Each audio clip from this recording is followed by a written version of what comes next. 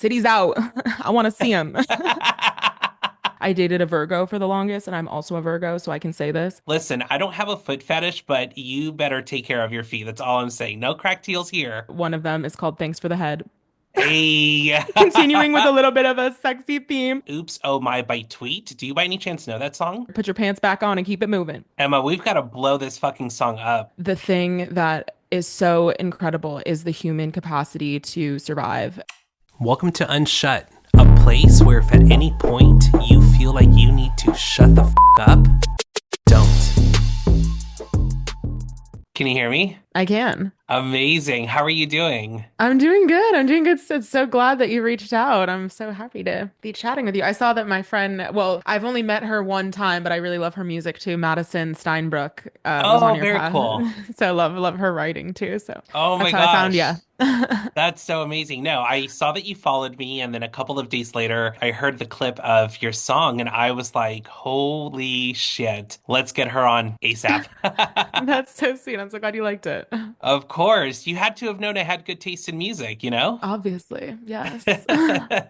Where are you at right now? Are you in Nashville? Yes, yeah. So I live in Nashville. That's kind of where my home base is, and my family still lives in Brooklyn. So I'll go up to New York around every 6 weeks because the producers that I'm working with right now live there too. So that's where it's all recorded for the most part. Very cool. And so you said you go back often, right? Yeah, yeah. So roughly like every 6 weeks or so is kind of the cadence I've got going on right now. Lots of travel, but it's good. Hey, you've got to get your miles in somehow, right? Exactly. And I have my little bulldog who is my little co-pilot for the drive. So Amazing. Well, how long ago did you establish yourself in Nashville? yeah, so I lived in New York for 18 years when I was growing up and then came to Nashville for college and actually went to Belmont for college and then stuck around after college and had a project called Fresh Lady for a number of years and sang with a lot of private events bands and did that kind of thing. But then after I was diagnosed with cancer, I had to take 2 years off of recording and performing. And Emma Driver was kind of born after that because after that experience, I was really like,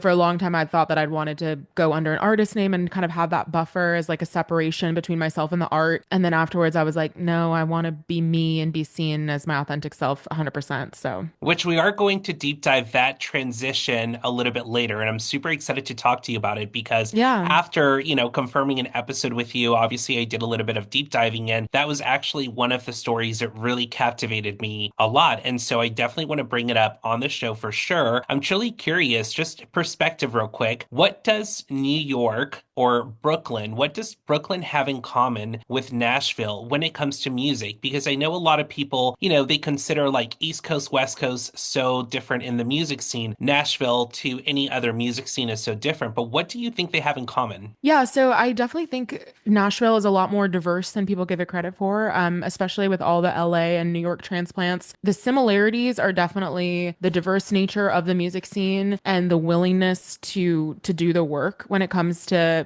being a newer musician, being an up and coming musician. Some of the contrasts, New York's a lot more fast paced, whereas Nashville has a little bit of like a lazy hometown feel to it, which I really enjoy. Also, the quality of life for the cost of living in Nashville is it's a lot more relaxed, whereas in New York it can be a lot more hustle bustle. So I think that each place really offers something different, but musically, I think that even like the Nashville community, it's a little bit easier to get into than the New York community. But once you're in, people are really willing to work and do what needs to be done to get the music heard. No, that makes total sense. And it's so funny you brought up diversity because this is just from a podcast host, someone that conducts interviews on the show, my perspective on something that differentiates both coasts in regards to musicians. And something that I have found very interesting is that when I have artists from the East Coast or Nashville, they're very open about like, hell yeah, I've got to go bartend and go wait some tables,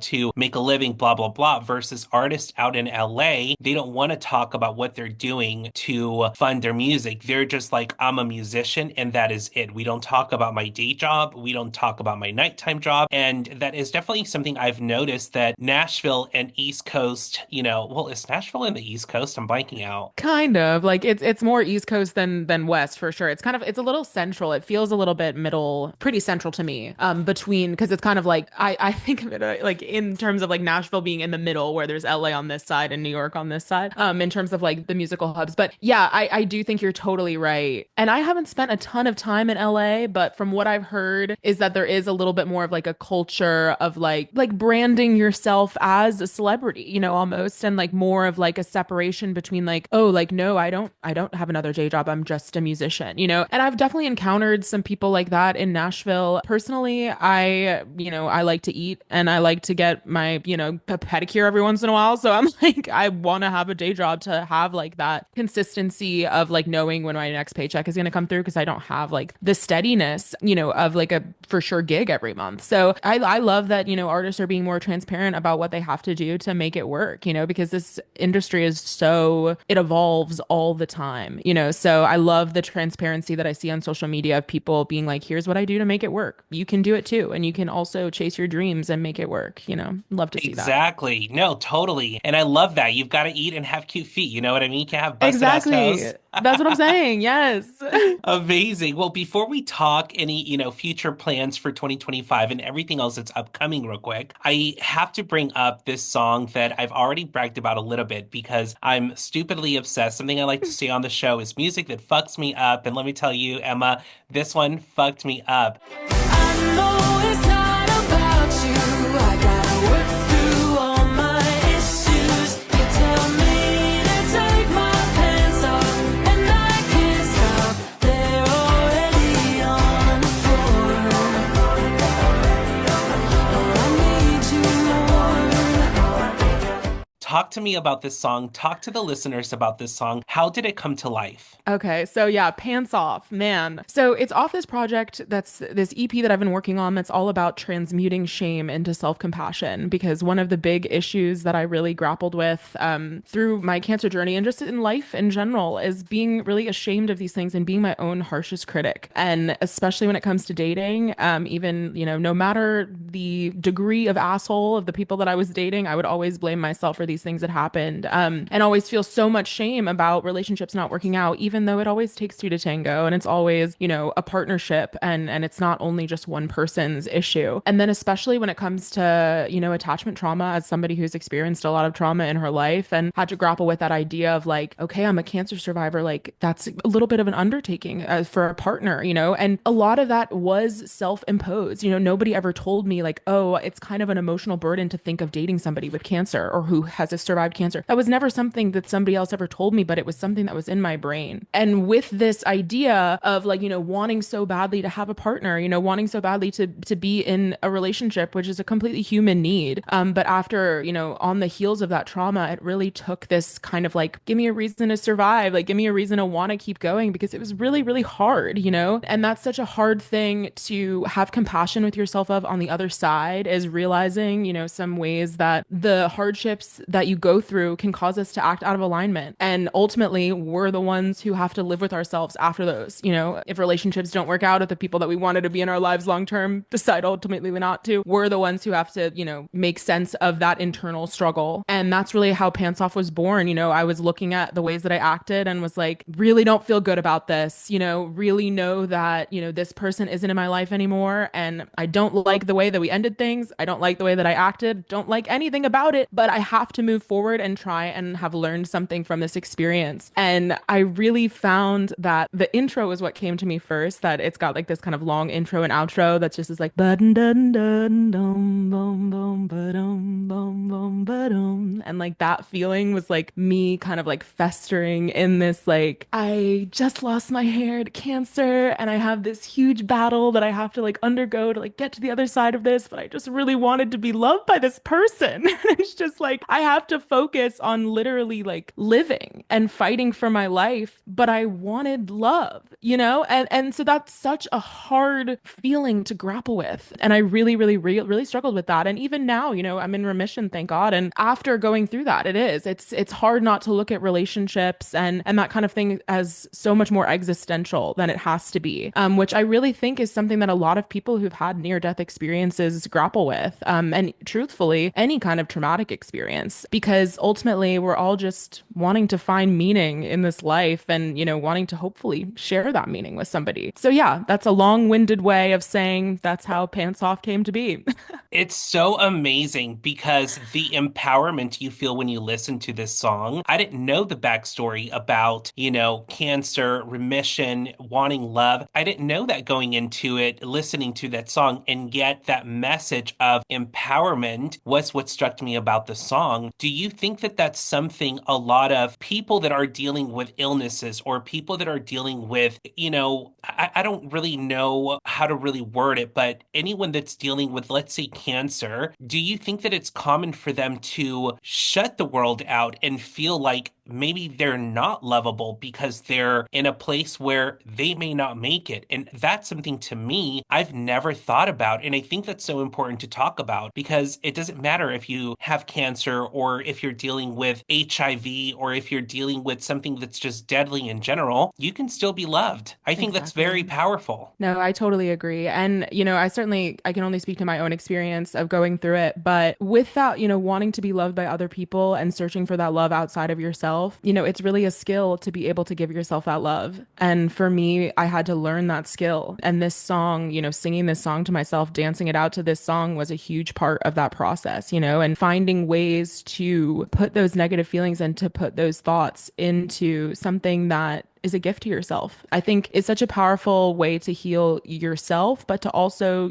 share that healing with other people. Because, when you're in the depths of it, it's really hard to see the forest for the trees, and to see your own way out. I know that I relied on art throughout the entire process, and especially like I would listen to Megan the Stallion, like I would listen to Glorilla, and just like stuff to pump myself up and really like, when I didn't feel great and when I looked at myself in the mirror was like, I can barely even recognize myself, to have that art and to have that example of, knowing, these strong women, these strong artists had used their art to, get through other hard times. Art is an incredible tool for transmuting anything, transmuting anger, shame, even happy feelings, into really, really, really powerful messaging. So I'm so happy to hear that that translated without even knowing the backstory of the song. I think that that was another reason why too I wanted to let the song be out for a couple days before I even gave that backstory of my own journey, because I know that personally music has meant so many different things to me than when I hear the artist backstories of it. So I love seeing how art's meaning can change depending on who's listening to it. I think that's so awesome. It's so awesome and it's such a beautiful thing. And I'm truly curious because something that we all know, everyone knows that saying, you have to love yourself in order to be loved, right? Like that self-love is so important. I think it's often not talked about enough about how sometimes you forget that memo yourself. And there's a difference between constantly hearing love yourself before anyone else can love you and then truly living it. Do you feel like you were finally living that reminder when you were finding yourself dancing to this song of yours, where you were finally, you let out all the emotion? You said it started with just the beat. You were hearing it in your heart and your soul, and then you put it out, and then you were reminded all of a sudden of why it's so important to love yourself before you can allow anyone else to truly love you. Yeah, I do. I feel like it's such a process. You always think you learned it, and then you'll be humbled by life, and it'll be like, nope, you got to learn it again, or you got to learn it in this new, different way. And yeah, I personally think that the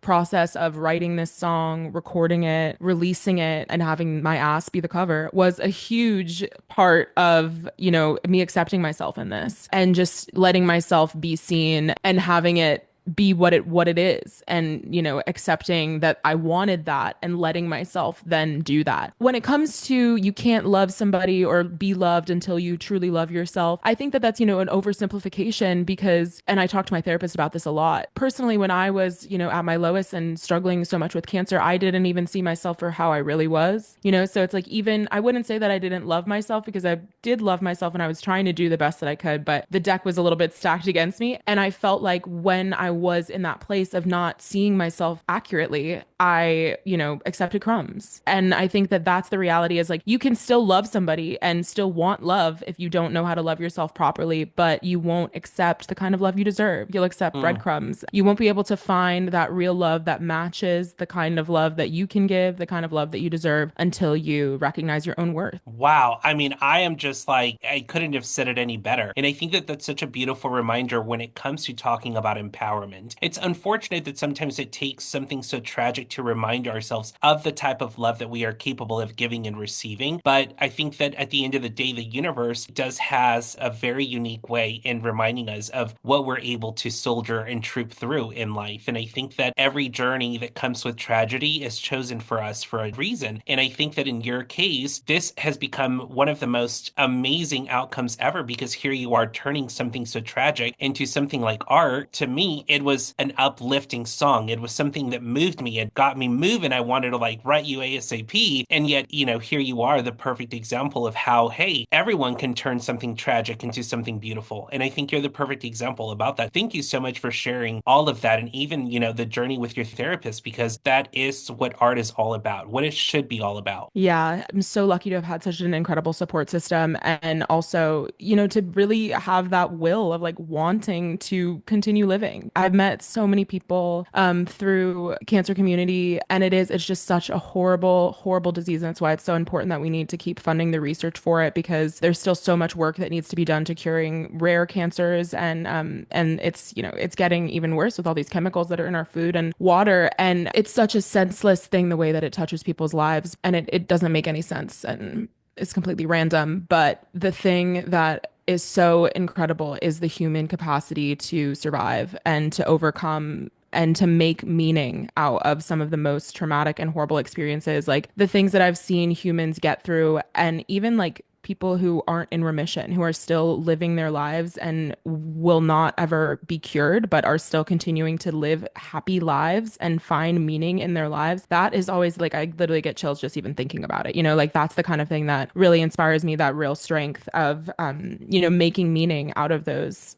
horribly life altering things. That's really, really powerful. Was there a moment where you thought that wouldn't be possible for you? Was there a moment where you were like, man, how can I even focus on something like music when I'm over here fighting for my fucking life? Yeah, I mean, that was definitely a super humbling thing. I work for a music venue called The Caverns and I do marketing for them as my day job. I love that job so much and I love working for the music industry and I love, creating these beautiful experiences for people. And it was so hard to be real with myself and to give myself the rest that I needed to get through because, as somebody who has been so passionate about music my entire life, basically, and taking this dream so much, so seriously, and as one of like the pillars of my life, to realize that like in order to continue my life, I had to stop. Like I had to fully stop and let myself rest and let myself heal was really hard and was really hard to like force myself to chill.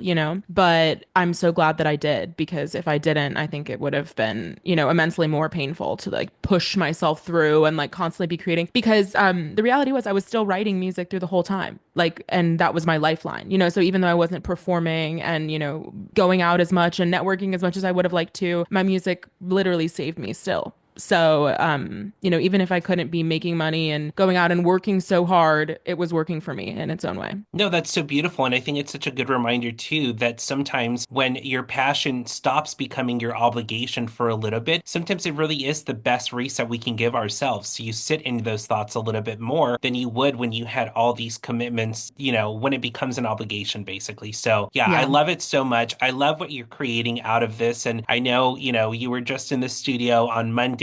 And so I know you're creating more stuff, and we cannot wait to hear it, which we'll talk about a little bit later. But before we talk a little bit more about what's coming, we're going to honor this new song of yours by getting undressed ourselves. Are you ready?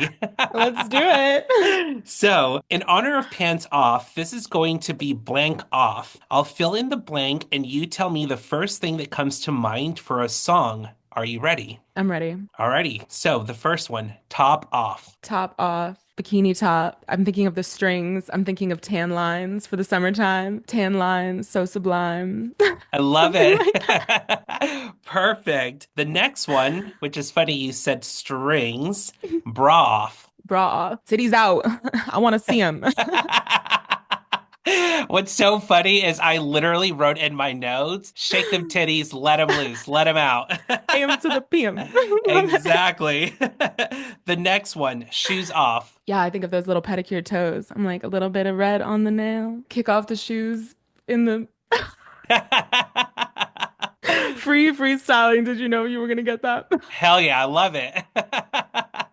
Well, and it's so funny because we talked about like the pedicures and something I wrote on my notes. I'm like, I hope she cares about feet at least a little bit because I actually have like a weird, like, not a foot phobia, but it is one of the things that I will judge everyone for. I'm like, listen, I don't have a foot fetish, but you better take care of your feet. That's all I'm saying. No cracked heels here. Oh my gosh, I dated this guy for a while, and when it ended up not working out, like I had to like save his phone number as something else in my phone so I wouldn't text him, and he always had these gnarly toes, so I was like the toes. That's what I have his contact is still saved in my phone as the toes. Sounds like a fucking nightmare to me. I'm like scared already. Probably TMI. No, it's like, it's all right. This is exactly why you're like, you know what? Let's focus on titties for a little bit. We can't do this with men's feet. No way. No, no. The last one I have for you, it's a little vulgar, and I apologize for this, but Love it. what would a song be about if this would have been called Panties Off? Okay, yeah. I mean, with buns on the cover, I mean, like panties off, booty out, shake it in the pants. Well, I mean, you did mention. Remix.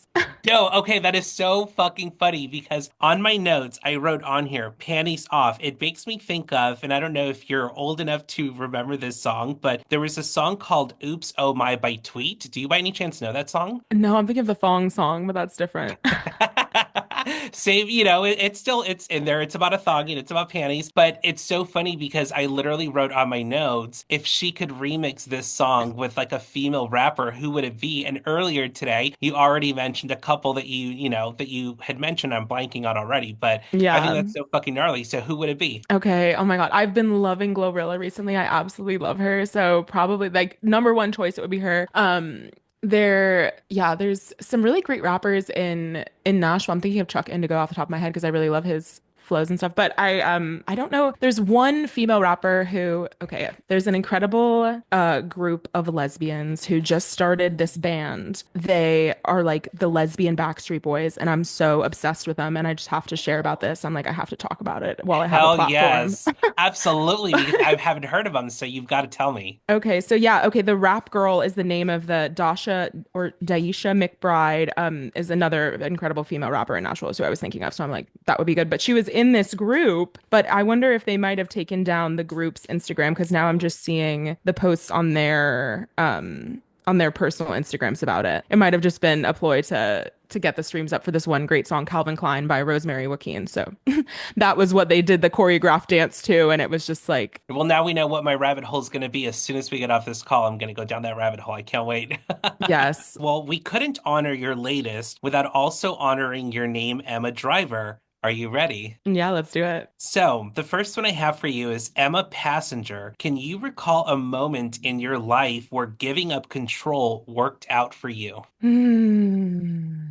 The switch up in emotions, I swear my bipolarism shows on these episodes all the time. We went from shaking ass to panties coming off to giving up control. Let's go. Giving up control. It's truly my least favorite thing to do ever. One of the songs that's going to be on the EP. So I was seeing somebody for a while and then they ended up breaking up with me over the phone. And that was one of those things where you have no choice but to give up control. So I guess like that doesn't necessarily count. But those times, I feel like I might be on the BPD spectrum. I'm like, well, we're talking about mental health. So like I really struggle with, attachment and repair and that kind of thing. So those are the times when I really feel like the most kind of like crazy when somebody who I think is like a fixture in my life is deciding to exit. So I found that like the times when I can just let myself feel all of the things, even though I can kind of resent sometimes why I feel these things so intensely, I just have to, once again accept myself in that. And it always goes by faster and usually creates better songs when I just let myself feel everything to the full extent. And especially like when it comes to like writing down the crazy unhinged thought that like I was too embarrassed to say out loud and thought everybody would think was horrible. A lot of the time when I write that down, it ends up being like the first line of a song, just letting myself be a little crazy and feral. Hell yeah. Well, and I think it's such a good reminder too for anyone listening. Like, this is officially your reminder whenever you are not in control. It's okay. Something good can definitely come out of it, but it really is. I think, like you said it without saying it, it's a choice. It's your choice. You either sit to dwell in it or you write good fucking music out of it. You know what I mean? Yeah. Well, and it's funny because I was going to talk about giving up control, but you answered it already. But the next one I have is Emma Backseat. When it comes to the song making process, what part do you enjoy taking the back seat and watching it unfold without you? Yeah. Yeah. So I'm so lucky to get to work with these two incredible producers in New York. Their names are Joey Wunsch and Alvon Stats, and they have a studio called Super 8. And they are just absolutely production wizards. And it was so fascinating because I came to them with some demoed out, and the songs mostly finished. And then when we would get in the studio with them, they would kind of like dip their fingers in hive mind wise. And Al is really incredible at like vocal arrangements and harmonies. And we also worked with my friend Lorene to work on the background vocal arrangement for this song and just building out the production too. Joey had some really great references with like the 1975 guitars. I worked with my friend Nick Lascano, who's in Nashville, and we kind of like rough demoed it out before bringing it to them, and added in that like 1975 guitar driven element because I wrote this song on guitar. And when, before I brought it to these producers, it's like me and my guitar and, the vocal intro and, the bones of the song. But then watching how some of these producers can really, elevate it and add some more arrangements and stuff is one of my favorite parts of the process because it adds so much energy and so much feeling. I'm such a gigantic lyric person. When I listen to music, I love listening deeply to the lyrics. And it's been really cool to work with these producers and to see the intricacies of all the different sections and how, building this arc of the song can add intensity to those lyrics. And like with those moments like in the bridge, that one line that I love, your hands running through my hair, only you can make it right. I know it's not about you. I got attachment issues. You had my heart and there was nothing to you. I know that you stopped calling. It only makes me want it more and more and more until it feels like falling. They said I could do better. Why don't you instead? Oh, how about tonight? Your hands running through my hair. Only you can make it right. I know it's not about you. I gotta work through all my issues. Written that because I'd had to shave my head. And I was hanging out with this person and I had a wig and he was one of the only people that I felt comfortable in touching with that. So like that idea of like your hands running through my hair, only you can make it right. Only you can make me forget that I have to deal with this for a second, and like having that come to life in that moment in the song with the way the production wrapped around it, I was like, that is exactly what I wanted. And just to have such an incredible like partnership and understanding with the whole team, from the producer that I demoed it out with, Nick Lascano, to the producers that ultimately created it, Joey and Al. So I just feel so lucky to be held like that. And I think that speaks to the validity of the song, the fact that so many people were down to get their hands dirty in it. It makes me really happy. I love seeing how you're glowing talking about this song because something I talked about on a quickie, I do quickie episodes on Thursdays, and a couple of them ago, I talked about how if an artist cannot glow and have this inner shine come through when they're talking about their project, then the project is not bigger than them. And I think that this is a perfect example of that. The way you're talking about these collaborations. And you know what? For someone who talked about not really enjoying giving up control, here you are glowing about the fact that you do have those core people that you can trust in giving up the control. And sometimes I always say this, there are a lot of times when you give up control is when you are in the most control. And so I love seeing how you're glowing about this because I'm having this realization right now. Holy fuck, this song is bigger than just a song. It's not just a song. I'm mind fucked, dude. Like this is amazing. I love that so much. Yeah, it's so crazy because I do feel like it's grown to be so much more. Like when I wrote the song initially, it was very much like a catharsis of some of these feelings and emotions that I had. But from zooming out and just seeing what the song means to me now and hearing what it's meant to other people, it's so wonderful to see how it's developed into, just this self-acceptance that I can share with other people. I love that. Emma, we've got to blow this fucking song up. Like we Let's have to. Like this, it is just this is true fucking art. Like I am so mind fucked. I am like, all right, I'm so ready to talk about this song to every fucking person I know. This is That just makes me so amazing. happy. I had this friend from college reach out to me from Miami, actually, Mike. We're trying to kind of like inception a trend into TikTok right now. Let me hear if you think of this. So I love astrology. Like the first line of the song is he was a Scorpio, so I guess I should have known. And we were kind of like thinking like, okay, like everybody has a story of like a time they've dated somebody of an astrological sign, and then they realize they can't date that person anymore. And sometimes they're intertwined. Like for example, like I dated a Virgo for the longest, and I'm also a Virgo, so I can say this. But like he would always talk down to me. And like so I was like, thinking about that. So I like made this little video of like, he was a Virgo, so I guess I should have known that he'd always talk down to me, and just like did like a little photo of like him and me and like scribbled his face out and like did it. So anyway, if you're on TikTok and want to help me blow up the song, definitely try making one of these little trend videos for us. That would be awesome. And I'd love to see it too, just to like hear the trash talk on the astrological signs I should avoid. Hell yeah. Two things. Big yes, and second thing, fuck yes, I love it because and I'm like covered in goosebumps because this is why I always preach on my show being intuitively when you reach out to artists, don't just reach out to artists for the sake of having an episode. If there's a connection there, really see it through because a lot of the backstories with the music I had no idea about. What's so fucking hilarious about this is that song made me think of a fucking Pisces and how I used to always make jokes. Women Pisces, I love them. If you're a male Pisces, stay the fuck away from me. And so I think that this trend is incredible. It's a fuck yes for me, okay? I love it. I love it.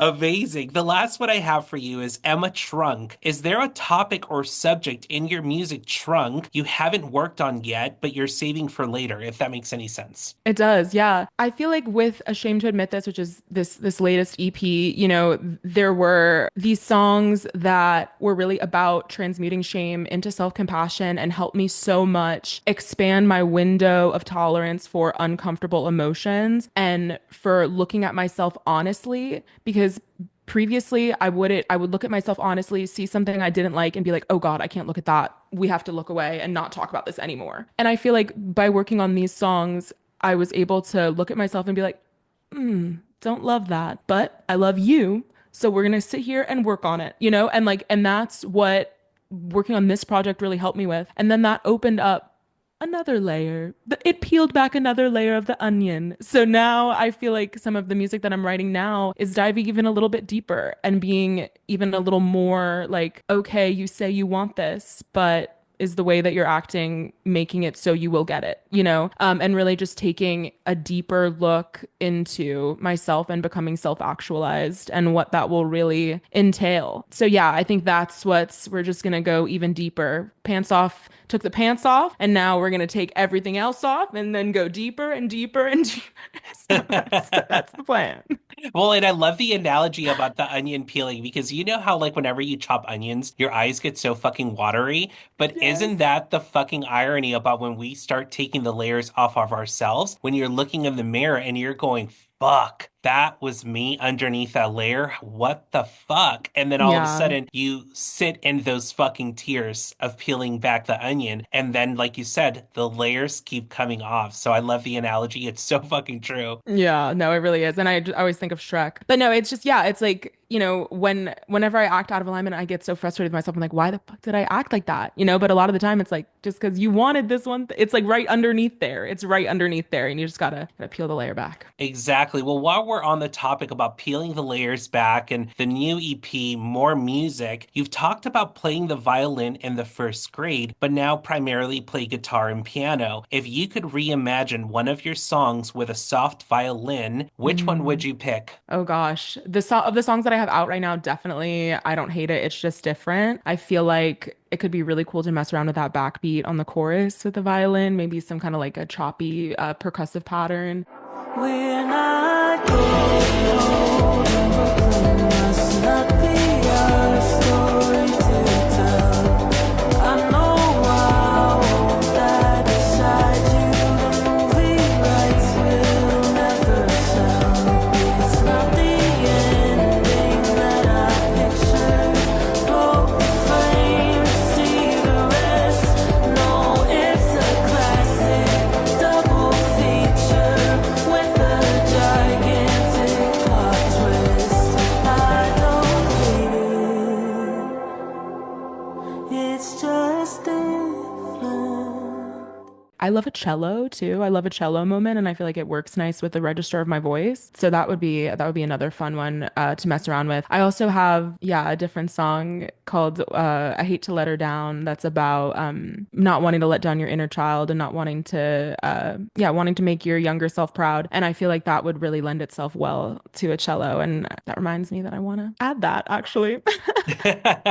Well, Love I thinking mean, about that. I think that's so beautiful though, because in a way you talked about the inner child and, this question really came from the inspiration of something from, I think you were in the first grade, right? And so I Hmm. feel like what a better way to honor that little you Oh my by God. stripping out chords, adding something from the first impression to music. And so that's where the inspo came from. So hearing you talk about that child, it gives me goosebumps. That's honestly so crazy because I didn't even make that connection until you said it, but that is completely true. Like honoring, yeah.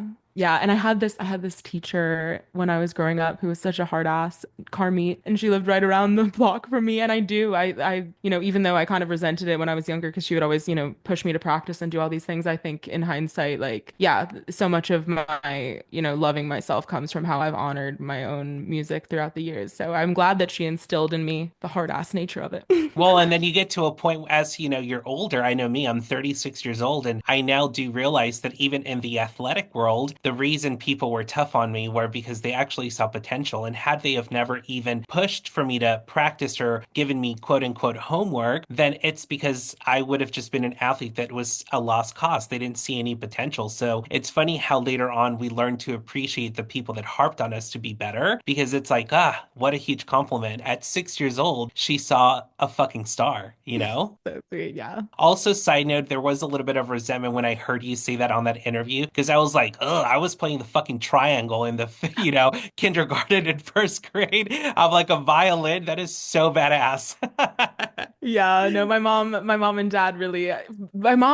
dad loves bluegrass, and I think that they wanted me to kind of go into like fiddling and doing that, which was awesome. I'm so glad that they got me started young when it comes to the music stuff. So amazing. Well, I mean, we definitely have to go back and revisit some things of the past real quick now that we're on the topic of this inner child. You used to go by the name Fresh Lady. Is there a part of you that still channels this stage name now as Emma Driver? I feel like I wouldn't say that I channel her. I'd say that I learned from her and I really admire what she was trying to do. I think the biggest thing that I took away from that project, and I feel like there's a possibility that I might still like revisit that project for like sync work maybe down the line because I do think that I'm really still very proud of the music that I wrote with that project. But the biggest thing was that I felt like the branding of it, and this, again, was largely self-imposed and more of like my own mental gymnastic thing that I had to push myself through and kind of free myself from, was because it was very colorful, it was very summery, it was very like, empowered, and everything was happy and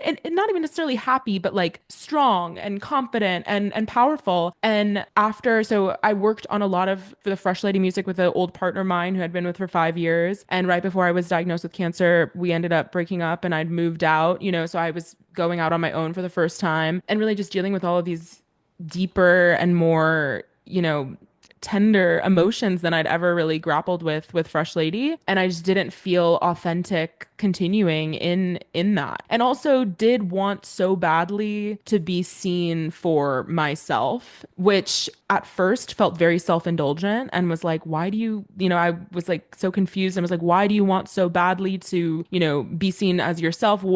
That's such a stark difference from feeling like I needed to have that boundary between myself and the art to stay sane and to not put my own self-worth into the art. But, going through the cancer journey really enabled me to be like, it doesn't matter if there's a different name or not, it is still me. And it's important to me to have my own name attached to this because I'm standing on business in a way. I'm like, this isn't like a song that I wrote about a concept. Like this is my life and it's autobiographical. It's queer, confessional, pop. It's very much true to form. It's true to myself and my lived experience. And that's important to me to be authentic in sharing that. I'm really glad that I was able to tell myself that it wasn't self-indulgent and to allow myself to be authentic because I think that that was really the most healing thing for me was allowing myself to just put it all out there, and to then realize that the world didn't come crashing down and I can be my authentic self and not be met with ridicule. Although, at times there were definitely some people in the comments that were sus, but that's inevitable. And I survived it. And it's so worth dealing with that to get to be your authentic self unashamedly. It feels so incredible.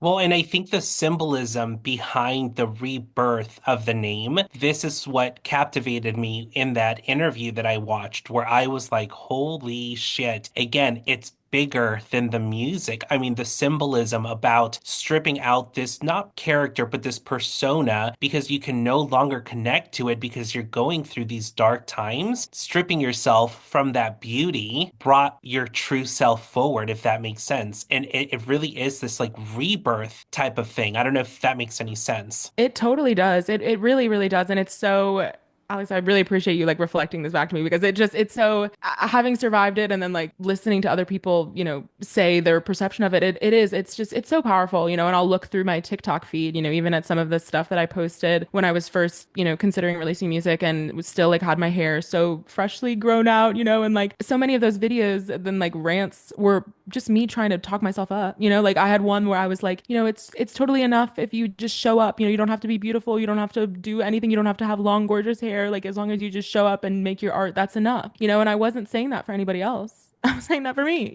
So it's like, yeah, it definitely it has been such a journey and I'm so grateful to be still on it and to be learning new things about myself every day. Well, and I think that goes back to the onion peeling layers that we talked about, I think that there's so much beauty that comes with doing so. And so I appreciate you so much for one, taking the time to not just talk to me, but to talking to the listeners about this intimate journey, because at the end of the day, it is an intimate journey. It's something that you live through on your own before it gets turned into a song. And a lot of people don't realize that it's not just write it, record it, put it out. You literally sit in those thoughts for so long before we even get to hear it. And so thank you so much for sharing about it. I think that you are the perfect example of those tragic moments in our lives. They do not define us. They're a huge part of us and we appreciate them, but it truly is a choice for us to be able to appreciate it. So yeah, choice and a journey and a process, like some days are easier than others, but it's just like that commitment to yourself to keep going and to keep trying. It's worth it.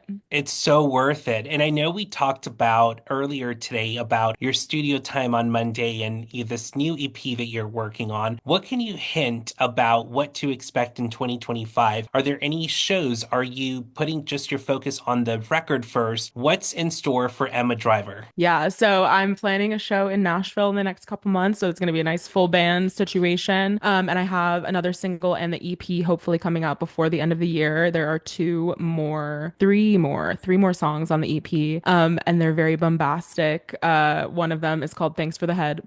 Hey, Continuing with a little bit of a sexy theme, but still with that empowerment, still with that, put your pants back on and keep it moving.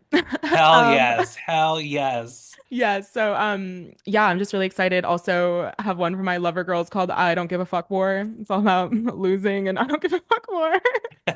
Hell yeah, I am so fucking ready. Yeah, so there's lots of great stuff in the works. Yeah, so just stay tuned. Yeah, keep me on socials and keep listening and streaming and running them songs up. Hell yeah, you've got me so fucking pumped. I'm like, I'm ready. I'm ready. Listen, I am just gonna put it out there. I'm such a down bitch. If you want to send me demos when they're ready for I anyone totally to will. to listen to them, please. I would fucking love it. I'm so excited. Before we wrap things up real quick, you mentioned one of your favorite quotes by Bob Marley was one good thing about music, when it hits you, you feel no pain. What song is currently on your playlist doing this for you today? Oh gosh. Okay. I've been loving Annika Bennett. She has a song called Strong Enough that absolutely hits like a ton of bricks. And it's similarly like about like, you know, kind of trying to forget somebody. And there's like a line that's like they don't make a drink strong enough to get over your love. Whew. Yeah, the pain that is, but that song just like it's knowing that somebody else felt that pain too. It's so healing and so helpful when you're in the thick of it to be reminded that you're not the first one or the only one to ever have experienced this. So yeah, that song Strong Enough by Annika Bennett. Love that song. Now I've got two rabbit holes to go to. The lesbian band you mentioned earlier, and now this song. So I've got some homework to do once we get off. I'm super excited. But lastly, Emma, please tell everyone where to find you on socials, where to stream your music, all the good deets. Yeah, so I'm out on all streaming platforms. My name's Emma Driver. So if you look that up, you'll find it on Instagram and TikTok. It's just Emma Driver Music. Yeah, and I'm always being goofy, extra goofy on TikTok. So if you like the goofiness, go there first.